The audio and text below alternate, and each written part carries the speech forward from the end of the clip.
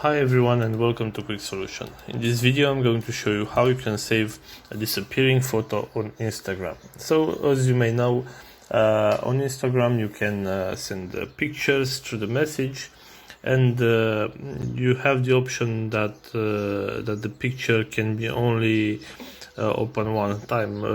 What I mean is, as you can see right here, I sent a photo to myself, and if I click on that photo I can only see that photo one time, and then the photo is not going to be available anymore and it's going to disappear.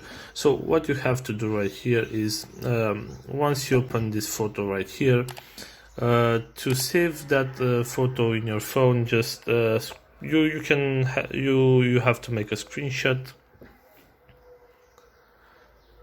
So as you can see, the photo was saved in my phone, and I just made a screenshot to that photo. I may not be able to open it anymore, but if I made that screenshot, I have the photo saved in my phone and I can watch it anytime. So this is all for today. If you enjoyed this video, don't forget to like and subscribe to the channel for more videos like this.